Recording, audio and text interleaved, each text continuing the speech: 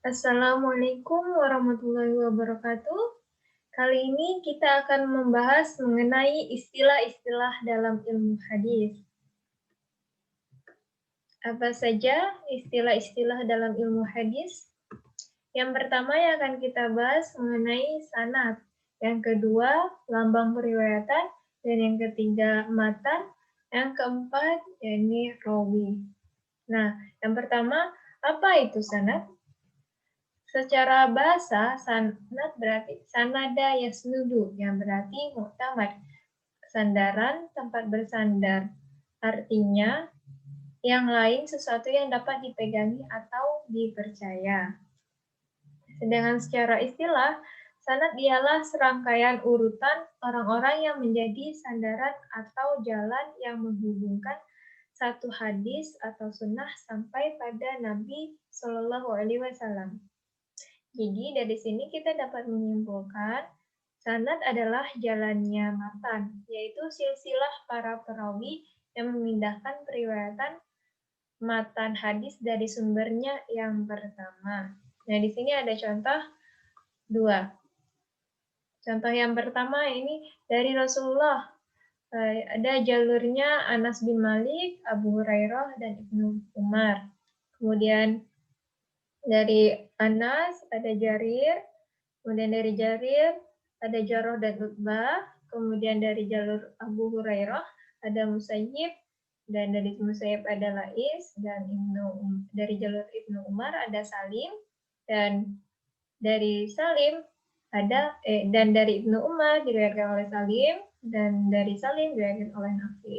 Nah, inilah yang disebut dengan sanad, jalur dari Rasulullah hingga sampai pada akhirnya yang meriwayatkan hadis tersebut. Nah, ini ada contoh yang pertama ini ada 3 jalur. Sedangkan pada contoh yang kedua ini hanya ada 1 jalur. Dari Rasulullah SAW diriwayatkan oleh Umar, kemudian Alqamah, kemudian Muhammad bin Ibrahim, dan diriwayatkan lagi oleh Yahya bin Sa'id, dan kemudian diriwayatkan lagi oleh Humaydi, Abdullah bin Zubair, dan sampai Al-Bukhari. Nah, ini ada 1 jalur. Nah, jalur dari Rasulullah sampai Al-Bukhari ini yang dinamakan dengan sanad. Pembahasan yang kedua yaitu mengenai lambang periwayatan hadis. Apa itu lambang periwayatan hadis? Yakni lafal yang digunakan dalam periwayatan hadis atau dikenal dengan istilah tahammul ada. Seperti sami'tu, sami'na, ahbarani, ahbarana, hadasani, hadasana, ain, dan ana.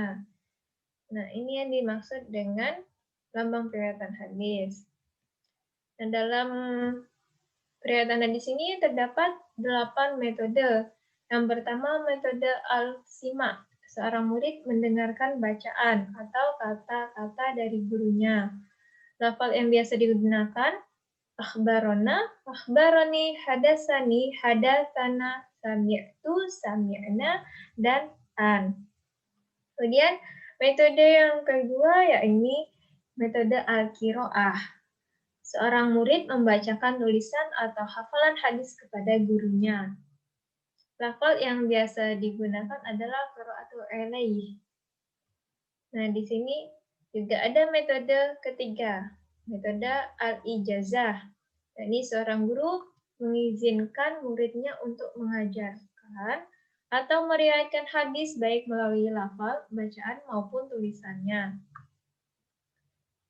Kemudian metode yang keempat adalah al-munawalah. Seorang guru menyerahkan kitab atau lembaran catatan hadis kepada muridnya agar diriwayatkannya dengan sanad dari gurunya tersebut.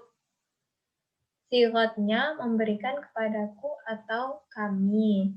Selanjutnya metode yang kelima yakni metode al-mukatabah.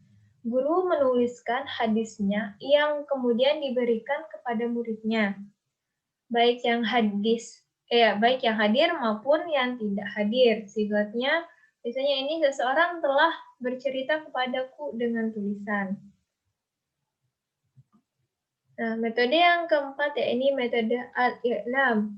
Seorang guru mengumumkan atau memberitahukan kepada muridnya bahwa ia telah mendengar suatu hadis atau kitab hadis, namun informasi tersebut tidak disusul dengan ungkapan agar hadis atau kitab hadis yang telah didengarkannya tersebut diriwayatkan oleh muridnya. Sifatnya, seseorang telah memberitahukan kepadaku. Kemudian metode yang ketujuh ada metode al-wasiyah. Seseorang guru berwasiat kepada seseorang ketika meninggal atau sedang bepergian agar hadis dan kitab hadis yang telah ia riwayatkan ini diserahkan kepada muridnya. Sifatnya, seseorang telah berwasiat kepadaku dengan sebuah kitab yang ia berkata di dalamnya telah bercerita pada si fulan. Kemudian yang terakhir, ini metode al-wijadah. Seorang murid menemukan tulisan hadis yang diriwayatkan oleh gurunya. Nah, ini sifatnya, yakni saya telah menemukan tulisan si fulan. Nah, contoh dari tahammul ada atau contoh dari tahammul ada dalam hadis Bukhari ini ya contohnya ada hadatsana Utsmanu bin Abi Syaibah, hadatsana Jarir an Mansur an Abi Wa'il an Abdillahi radhiyallahu anhu. Nah, ini termasuk pada metode al-sima hadas karena ada kata hadatsana dan an. Kemudian selanjutnya mengenai matan. Apa itu matan? Secara bahasa, matan berarti sesuatu yang keras dan tinggi, atau terangkat dari bumi atau tanah. Sedangkan secara istilah, matan dapat berarti sesuatu yang berakhir padanya terletak sesudah sanad, yaitu berupa perkataan, atau dapat juga diartikan sebagai lafaz hadis yang memuat berbagai pengertian. Jadi yang dimaksud dengan matan itu adalah isi dari hadis tersebut. Contohnya, matan hadis riwayat Bukhari ini, yang sangat populer ya, sering kita jumpai. Ini tentang niat, hadis tentang niat, yang berbunyi, An Umar anna Rasulullah sallallahu alaihi wasallam qala innamal a'malu binniyati wa likulli imri'in ma nawa. Faman kanat hijratuhu ila Allah wa rasulihi wa hijratuhu ila Allah wa rasulihi. Faman kanat hijratuhu lidunya yusibuha aw imra'atin yatazawwajuha fa hijratuhu ila ma hajara ilaihi. Yang artinya dari Umar radhiyallahu anhu bahwa Rasulullah Shallallahu alaihi wasallam bersabda, amal itu tergantung niatnya.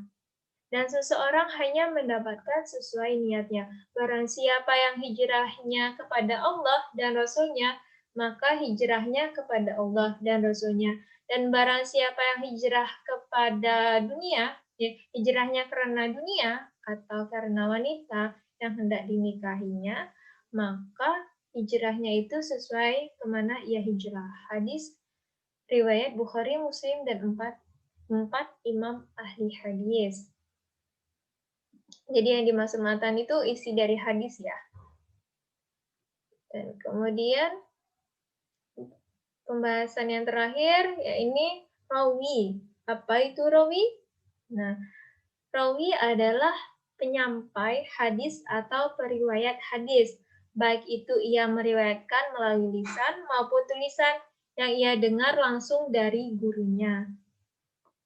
Jadi yang dimaksud dengan rawi itu orang-orang yang terlibat langsung dalam penyampaian hadis. Ya, contohnya ini ya, Abdullah, Abu Wail, Mansur, Jarir, Utsman bin Sa'ban, rawi 5, dan Bukhari, rawi 6. Nah, ini Abdullah, rawi 1, rawi 2, dan kemudian sampai rawi 6. Nah, ini nama-nama ini disebut, orang-orang yang meriwayatkan hadis itu disebut dengan rawi atau muharrij. Ini kalau Bukhari ini dinamakan muharrij. Sekian dari saya, kurang lebihnya mohon maaf. Wassalamualaikum warahmatullahi wabarakatuh.